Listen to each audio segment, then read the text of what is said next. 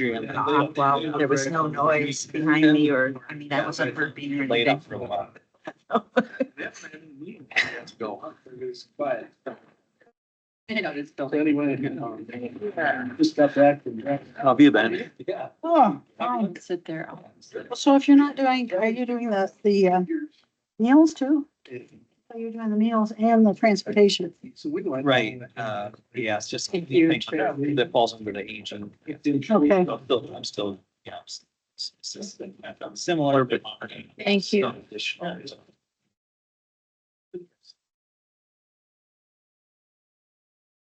Well, I have a problem with plantar fasciitis. that Of course. keeps Okay. happening. Just so I will get that for you. Yep. Just so everyone knows, I just want to make an announcement. These are the mics 2.0. These mics are upgraded mics for this that they ordered for these rooms.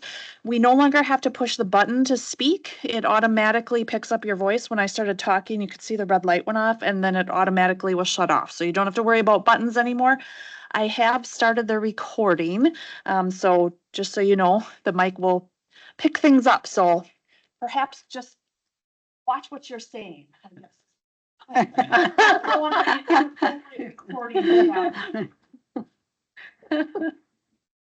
Oh, funny. You're ready to begin whenever, oh, and you need an agenda. I can get there. I do too, please. Okay. Unless you have one. Check one, yes.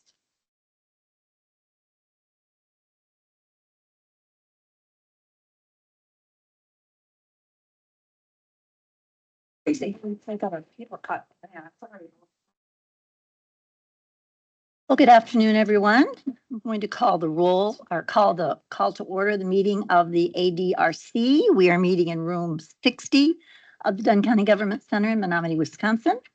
And I would ask that we call the roll. Okay, could you just perhaps go around the room if you Mhm. don't mind? That would be good. Marty? Marty Hageman? Charlotte Lee? Dave Bartlett, Sheridan Township. North of Porter. Sheila Story? Michelle Bashan? Suzanne Gaines? Gary Homestead, Carol Kadinger, Maria Bukowski. Chris Olson. Forum. So we will proceed. Minutes from the last meeting and ask for a motion to approve those minutes. Also move. I'll David. second it. Okay, David Bartlett and then Marty Hageman. All those in favor? I have a question. Oh, we have a question. I was at the last meeting and it isn't on here. Oh, Sherry, It says you're not there, Sherry? I have you. mine. Oh, I must have corrected this on mine. I'm sorry, I must not have resent it because I have you listed now on Thank you. the Then we're corrected good. minutes. Sorry about that. important question. Yes. Any other questions? So does there need to be a correction then on, you've got it then? I've got it. I'm sorry, I just didn't send out the corrected minutes after I did that. Sherry is listed now as being Thank you. present. Yes. Once again, all those in favor? All those opposed? Motion passes. Thank you very much. Any public comment? We haven't received any public comment.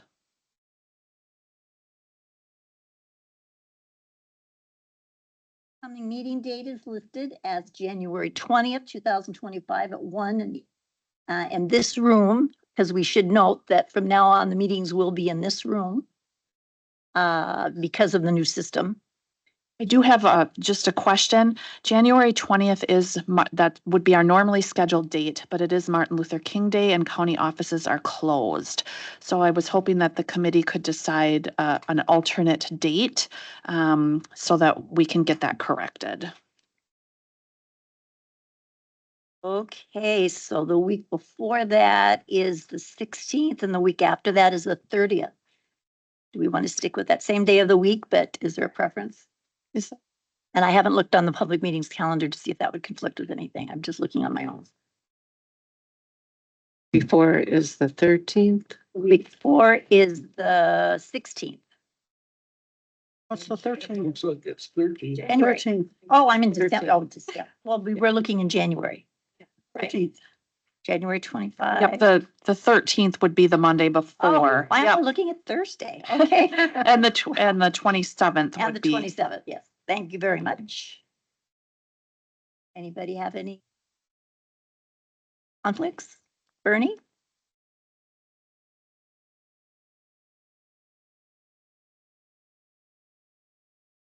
Well, let's see. Why don't we go with the 27th? Okay. So the 27th at 1 o'clock in this room, room 60. Okay. Staff reports, our update on the 3-year aging plan. Well, I'm very happy to report that our 3-year aging plan was successfully accepted by our state representatives with GWAR, who are the folks that that oversee the 3-year aging plan. So again, I said this before, but I would like to just acknowledge Bernie.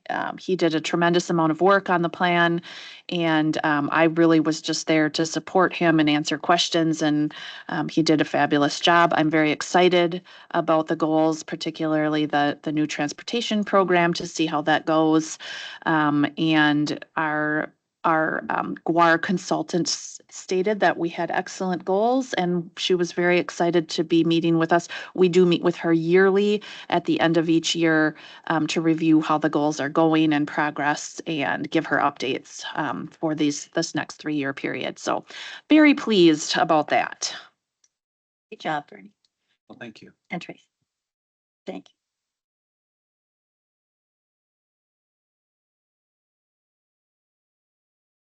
6B, synopsis of transportation 85.21 grant. Sure. I just, some folks probably got here in time, and I know many folks at this table have previously kind of sat in on discussions of the 8521 grant, but I realized that I don't know that there's ever been, or at least not in recent times, that there's ever been a discussion of what the 8521 grant is.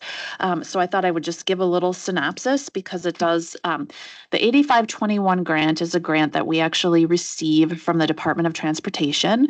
So it's funding that's a little bit unusual for us. It doesn't come from our normal funding sources, but the 8521 grant has to be given to an ADRC or an aging unit in Wisconsin. It can't directly be given to our transit department like many of the other transportation related grants do.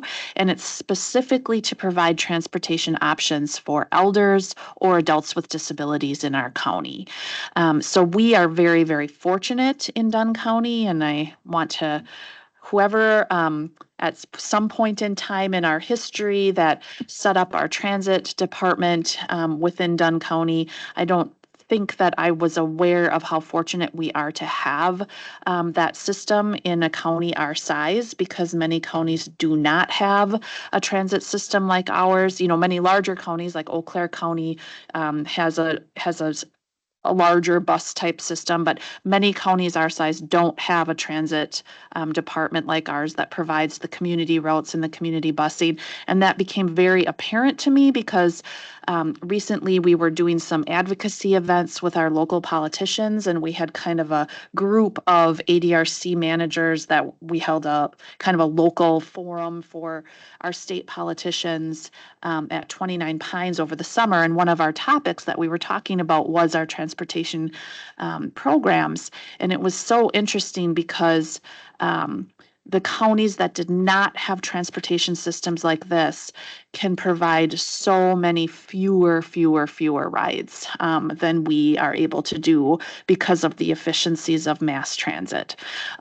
So I have no idea, Dave. I'm not sure if you know how long we've had a transit system like that. It's been many, many years.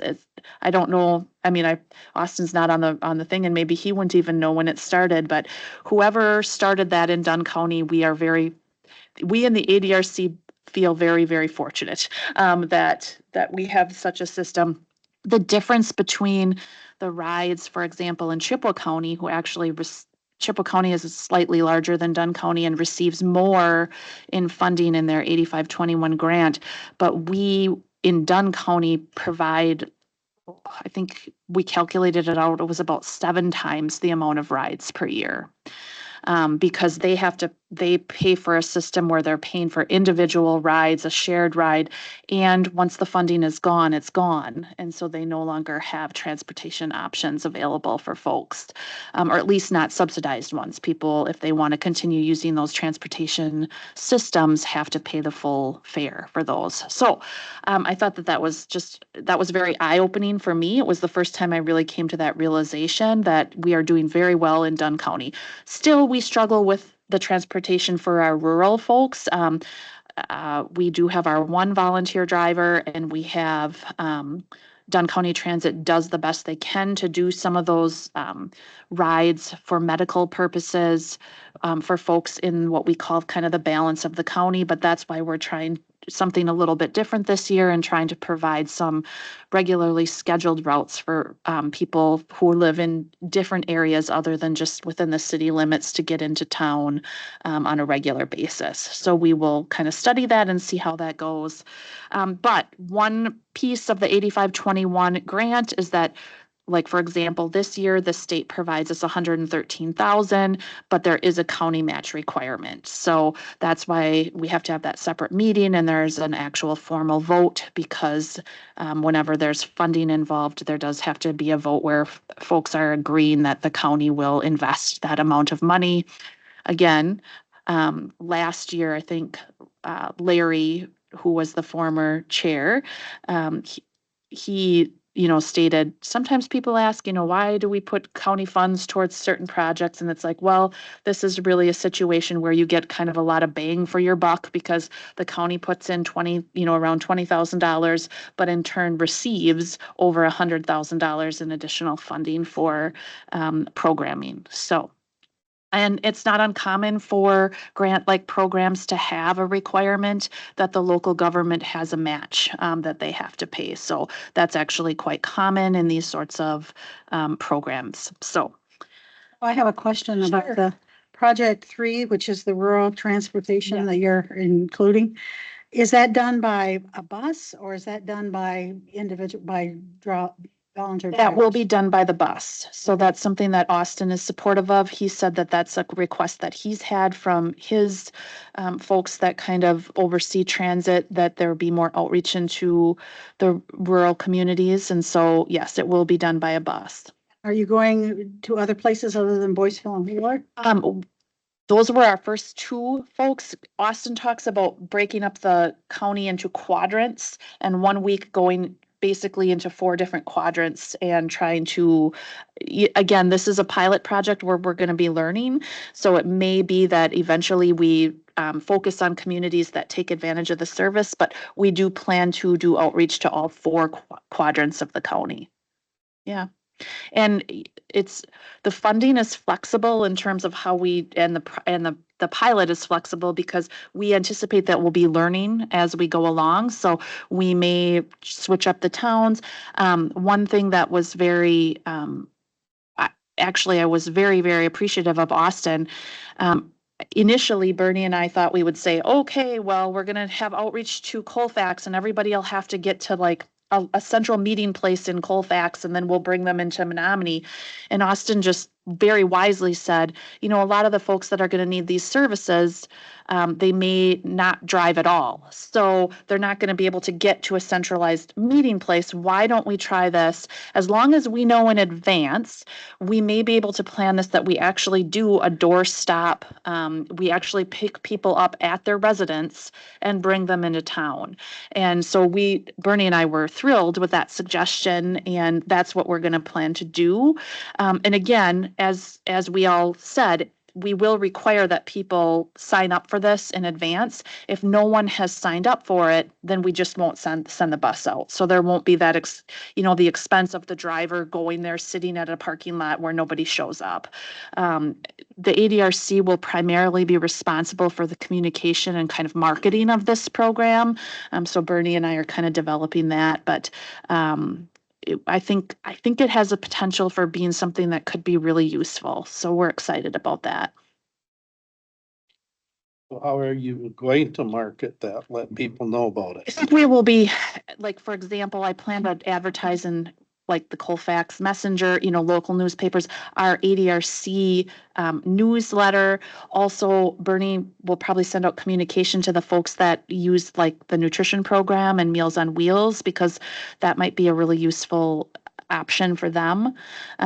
So those are initially what we're kind of thinking of, Dave. You're not in our neighborhood, Hmm? northern Dunn County. The school districts are in Barron County, Okay, sure. you know. Half of our townships.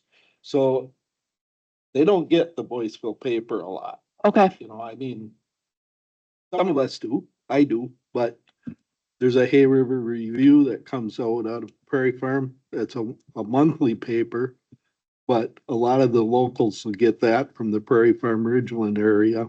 okay. I don't know how far east that would go if it, I know there's people that have it over in Sand Creek area also, but we've tried this before years ago Right, and it didn't work out very good. And I think a lot of it, that reason it didn't is people didn't know about it. right. If So- anyone has ideas of other ways that we can connect with those rural communities, newsletters, I'm even looking, I've been doing some more outreach with, there's the Facebook groups called like, what's happening in Boyceville, what's happening. And so I've actually had some really good connection with folks and they've been willing to post things. So trying to utilize those sorts of, There's a ways of communicating as There's a well. group in northern Dunn County, Tell All. And I know Chris Corpola joined that. I had told her about it and she's on that. What was that called again, It's Dave? called Tell All. Tell All, and it's a Facebook type group? No, well, it's more of an email type group. Okay, but still something like that. It's- Yep. It's the majority of the people on that are local people. Okay. That you don't have to be local, but it is, and that there's a lot of people that get that. Maybe churches also. Right. Elderly people seem to be. We've Church. we've done some outreach with like church bulletins and stuff in the past for different events, and that tends to be helpful. We're willing to try anything. So if anyone comes up with a night, especially if it's free, I'll just be honest, because we don't want to spend a lot of the money on marketing if we don't have to. We'd rather have that $6,000 go into actually paying for the transportation services. But if anybody thinks of anything, feel free to shoot me an email, or if you come across something like, hey, have you ever reached out to these folks? We'd love to try whatever we can. I know of a couple of resources that are online. The Eye on Dunn is one online news, and there's also another, the Menominee Minute.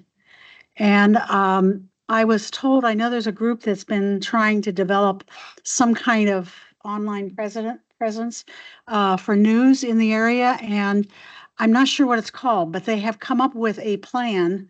There is a plan out there on developing kind of a countywide newspaper online. Wonderful. So I can maybe find out what it is and. Please do. Oh, What's your time frame for our suggestions to be useful to you? I mean, I would take them at any point. So even if it's something that's discovered, you're like, oh, next June you hear about something, then it'll just be something we add to our list of things that we try. So again, it does tend to take some time to get the word out about something. So we don't probably anticipate that we'll have a huge ridership right in the beginning. But this pilot project is set to be a 3-year project. It's set to go from 2025 to 2028. And we wanted to give it some time to grow, especially because the way it's designed, we won't just be sending buses out just to sit there and not have riders. I think it's designed well in that we'll only be sending buses out when we've had somebody that confirms that they want to ride.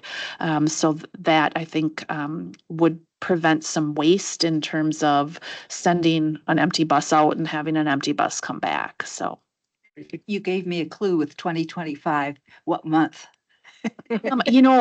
honestly, we'll be connecting with Austin soon and talking about when he's ready. I do know they're having a little bit of stressor with drivers right now and they're recruiting. So obviously he has to have capacity to do that. But we can start as soon as January. So, yeah. Yeah, stepping stones, they have pop-up pantries in Sand Creek, Colfax, Rock Falls. and Yep, Richland. yep. That'd be a great place. To share the info. Yeah, and we've actually partnered with them. Bernie has now twice. The ADRC has done partnerships with those stepping stones, pop-up food pantries and had booths set up and given information about the ADRC. So I'm certain that they'd partner with us again. They had even talked at one point about just us putting together like a little flyer that they could put into food bags. And so this might be something that we'll ask if we can do that for. Sand Creek, like Ridgeland area, most of them go to Chautauqua.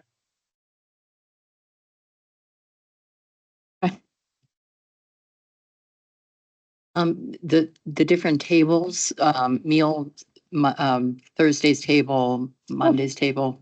I mean, that's another thing where it could just go into the meals that might be going home or Perfect. whatever. I'll look into that and see if there's options for us to connect with them as well. And like I said, if you please continue to share any ideas, because, we'll kind of compile a list of, where we share this information, but that list can just continue to grow as we find out other sources. So My suggestion would be, since they're wanting to go maybe to Mayo or to Marshfield, that it's part of their newsletters or part of their bulletin board, because that would be a doctor's offices as well as key shopping places like the Walmarts or whatever on their bulletin boards, because I think a lot of the older people. And then we should remember that they often have children that are still in the area. So a lot of these social media sites will maybe be accessible by the children, the older children, the adult children, to where they could also pass that along to people. sure. Post offices, no. Or the post office, do they, rural probably get it right in their mailboxes then, or do they go to a post office, a local post office? People that live in the country get it in. They get it. mailbox. Right. Okay.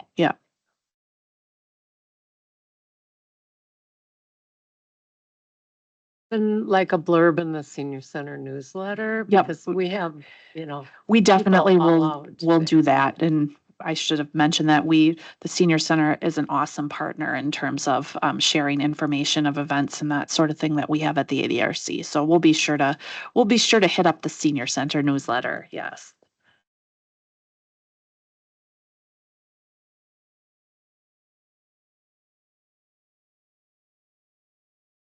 Nothing report. I just thought I would let folks know, we are fully staffed in the ADRC as we speak. So that is wonderful news. We had an open ADRC specialist position that was filled in at the end of September. Bernie has frequently had a couple of nutrition coordinator sites or changes, but as of the moment, we are 100% fully staffed in the ADRC, which if anyone is involved in any sort of HR or staffing or hears about that sort of thing, it almost feels miraculous that that's where we're at, because it just feels like it's tough to keep good staff, but we're really happy about that. And it's been kind of a while since we've been fully staffed. So I just thought I would share the good news. How many were new staff? Well, I had in the general ADRC office, we have one new staff. And Bernie, how many recently in the nutrition? Two different, individuals. Yes.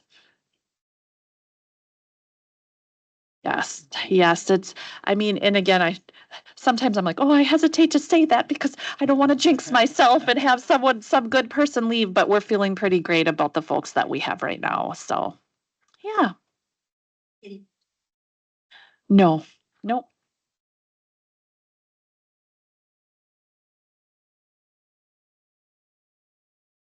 Well, number 7, consideration of actions to be taken by the advisory committee, and we.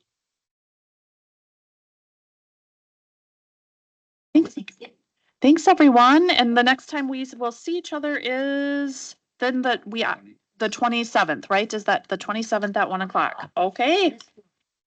1:00, not 1:30. Yes, this one was 1:30 just because of the transportation committee. Oh, thank you, sir. I will come around and collect your mileage sheets.